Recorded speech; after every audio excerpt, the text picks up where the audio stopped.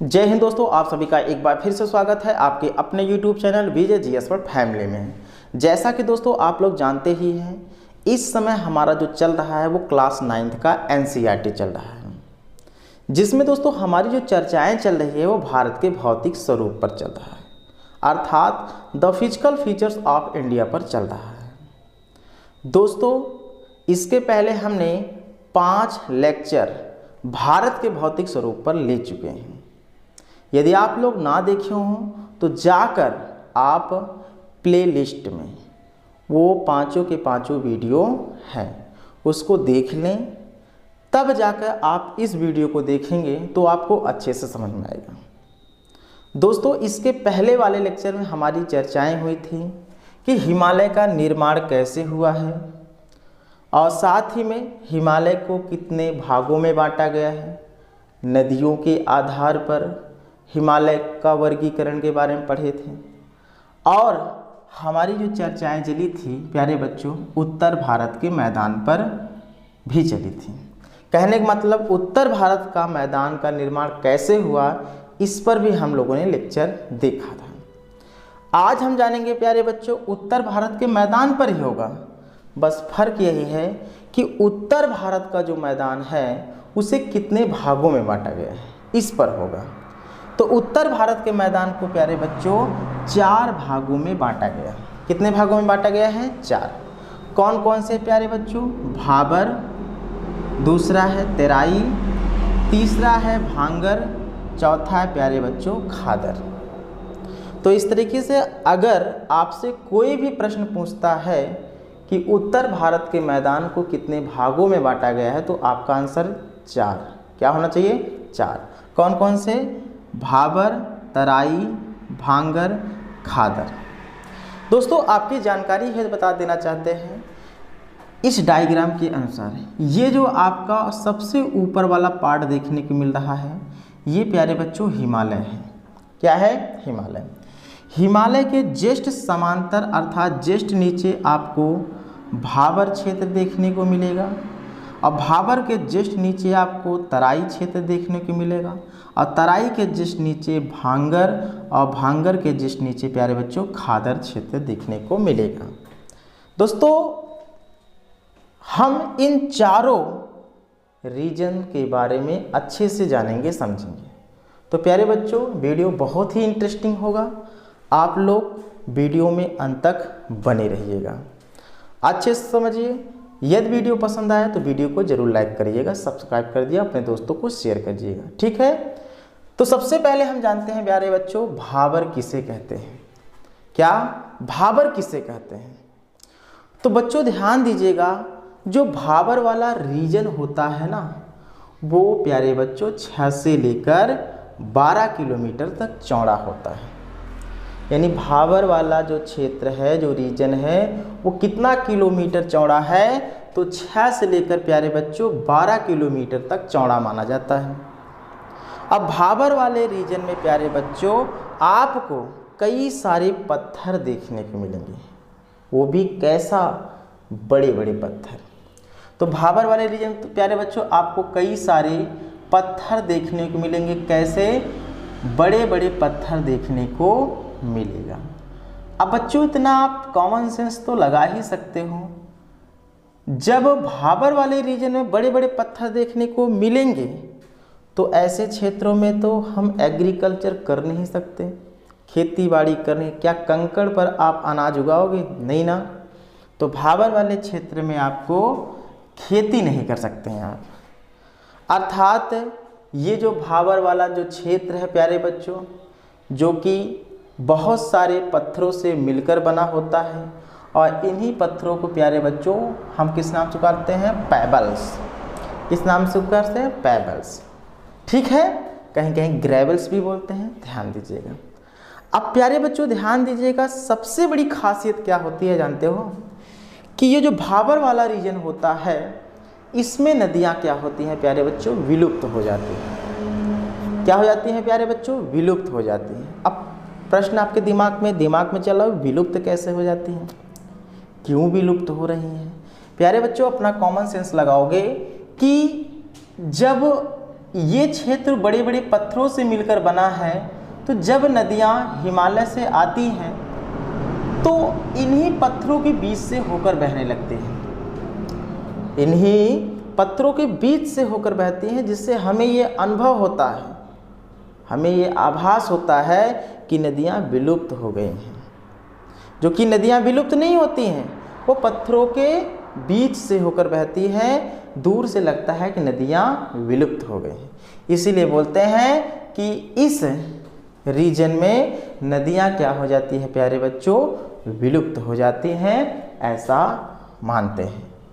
लेकिन विलुप्त नहीं होता है, बल्कि पत्थरों के बीच से होकर बहती है। ठीक है, अब हम प्यारे बच्चों जानते हैं तेराई रीजन, जो कि ज्येष्ठ भाबर वाले रीजन के नीचे ही देखने को मिलता है। कहाँ देखने को मिलता है? भाबर वाले रीजन के जस्ट नीचे, अर्थात उसी के समांतर तेराई वाला रीजन भी देखने को मिलता है। तो प्यारे बच्चों, तेराई वाला जो रीजन है वो काफ़ी ज़्यादा मरसी होता है, अर्थात मरसी रीजन है। अब मरसी रीजन क्या है, ये भी एक प्रॉब्लम है। तो मरसी रीजन का मतलब होता है प्यारे बच्चों, ये काफ़ी कीचड़ वाला इलाका होता है।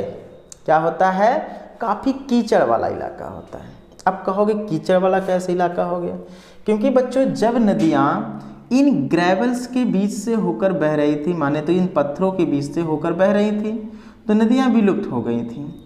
लेकिन जब ये वाला रीजन आता है, कौन सा? तेराई वाला रीजन, तो इसमें नदियाँ पुनः धरती पर प्रकट हो जाते हैं। और यहाँ पर प्यारे बच्चों नमी क्या होती है? बरकरार रहती है। क्या होती है? नमी बरकरार रहती है। क्यों? क्योंकि पानी ही पानी है। तो इसीलिए प्यारे बच्चों इससे बोला गया है मरसी रीजन काफ़ी कीचड़ वाला इलाका होता है। आप लोग खुद समझदार हैं कि जहाँ पानी बराबर रहेगा वो इन क्षेत्र कीचड़ हो जाता है, कीचड़ युक्त हो जाता है। लेकिन यहाँ पर एक चीज़ ध्यान दीजिएगा बच्चों, बहुत ही घने घने जंगल भी देखने, कुछ ऐसे वृक्ष हैं जो कि कीचड़ वाले क्षेत्रों में पनपते हैं। तो बहुत ही क्या होता है प्यारे बच्चों, आपको घने जंगल देखने को मिलते हैं। मतलब इस जगह पर काफ़ी ज़्यादा जंगल देखने को मिलेंगे। और तराई वाले क्षेत्र में प्यारे बच्चों जानते ही हैं, नदियाँ धरती पर पुनः प्रकट हो जाती हैं। इस रीजन में भी हम खेती बाड़ी नहीं कर सकते हैं, लेकिन कुछ क्षेत्रों में खेती की जा रही है, ऐसा नहीं है, करते हैं। जो क्षेत्र थोड़ा सा है कि ज़्यादा कीचड़ युक्त नहीं, तो वहाँ पर खेती की जाती है। तो तेराई वाले रीजन में खेती तो नहीं ज़्यादा होती, लेकिन कुछ क्षेत्रों में की जाती है। अब प्यारे बच्चों हम तेराई के जस्ट नीचे आएंगे, तो ये जो काला वाला दिख रहा है, तो ये है प्यारे बच्चों भांगर है। क्या है? भांगर, जिसे हम हिंदी में बोलते हैं बांगड़। आप लोग पढ़े होंगे खादर और बांगड़ के बारे में, पढ़े होंगे नहीं? हमने आपको बताया भी था कि भारत की जो सबसे उपजाऊ मिट्टी है उसका क्या नाम है? जलोढ़ मृदा। और प्यारे बच्चों जलोढ़ मृदा को दो भागों में बांटा गया है, एक तो खादर है तो दूसरा बांगड़ है। एक तो प्यारे बच्चों खादर है तो दूसरा बांगड़ है। खादर को नई जलोढ़ मृदा बोलते हैं और बांगड़ को पुरानी जलोढ़ मृदा बोलते हैं। बस फर्क क्या है कि जो खादर वाली मृदा होती है वो काफ़ी ज़्यादा उपजाऊ होती है और नदी अर्थात बाढ़ प्रभावित क्षेत्रों में देखने को मिलती है, और जो बांगड़ वाला क्षेत्र होता है वो कम उपजाऊ होता है, लेकिन बाढ़ प्रभावित क्षेत्रों से दूर देखने को मिलता है। लेकिन प्यारे बच्चों दोनों मिट्टी है जलोढ़ मृदा। तो वही चीज़ बताया गया है कि जो भांगड़ है, ध्यान दीजिएगा, तो ये जो रीजन होता है प्यारे बच्चों वो एलुवियम सॉइल से मिलकर बना होता है। अब एलुवियम सॉइल का मतलब क्या होता है? जलोढ़ मृदा। तो प्यारे बच्चों जलोढ़ मृदा से मिलकर बना होता है। और प्यारे बच्चों ध्यान दिए, नॉर्थर्न प्लेन का यानी उत्तर भारत का जो मैदान है उसका सबसे बड़ा रीजन कोई है तो ये आपका भांगर वाला रीजन है। क्या है प्यारे बच्चों? भांगर वाला रीजन है, जिनके अंदर प्यारे बच्चों आपको कई सारे छोटे छोटे आपको कंकड़ क्या देखने को मिलेंगे बच्चों? छोटे छोटे पत्थर देखने को मिलेंगे। कौन से क्षेत्र में? भांगर वाले क्षेत्र में। और इन्हीं पत्थरों को प्यारे बच्चों हम बोलते हैं कंकड़। क्या बोलते हैं?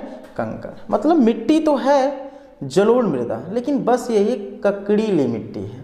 लेकिन यहाँ पर अनाज तो होगा, क्योंकि भाई मृदा जलोढ़ है ना।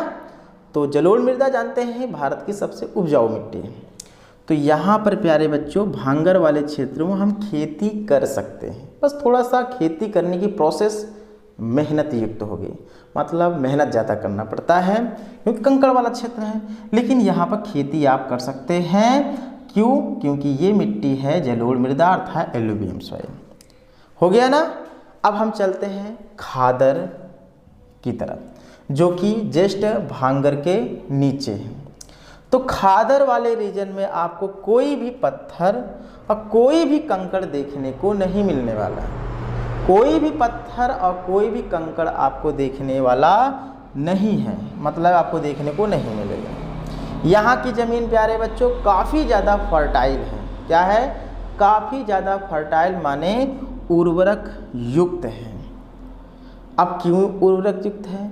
क्योंकि यहाँ पर किसी प्रकार का कंकड़ है, ना ही पत्थर है। जब कंकड़ पत्थर नहीं है तो मिट्टी क्या है? उपजाऊ है। क्यों? क्योंकि वो है जलोढ़ मृदा। और जलोढ़ मृदा जानते हैं भारत की सबसे उपजाऊ मिट्टी है। तो इस तरीके काफ़ी ज़्यादा उपजाऊ होती है। यहाँ पर आप हर प्रकार के अनाज उगा सकते हैं। अच्छी खासी कृषि होती है, लोग खेती बाड़ी करते हैं। और खादर वाला जो रीजन होता है प्यारे बच्चों काफ़ी अच्छा माना जाता है। किसके लिए? खेती बाड़ी के लिए। यहाँ पर बहुत ज़्यादा लोग क्या करते हैं? खेती करते हैं।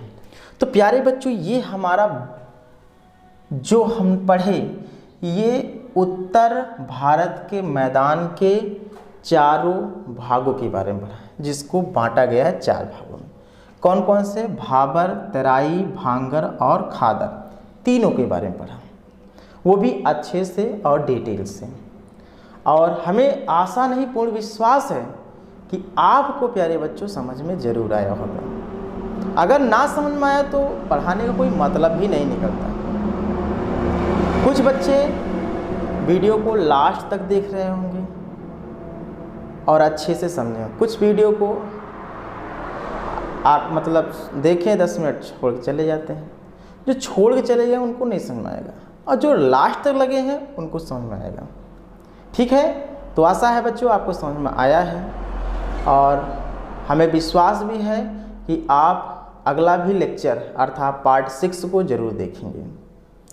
तो बच्चों अब हम वीडियो को करते हैं यहीं पर विराम, और आपसे बस थोड़ी सी रिक्वेस्ट होगी कि आप चैनल पर नए जुड़े हो तो चैनल को ज़रूर सब्सक्राइब कर दिएगा और अपने दोस्तों को शेयर करिए, और चैनल को थोड़ा बड़ा करिए। परिवार बड़ा होगा तो खुशियाँ ज़्यादा होती हैं।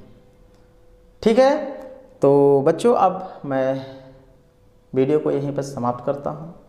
कल फिर मिलता हूँ एक नई जानकारी के साथ एक नए लेक्चर में। आज के लिए बस इतना ही। जय हिंद, जय भारत।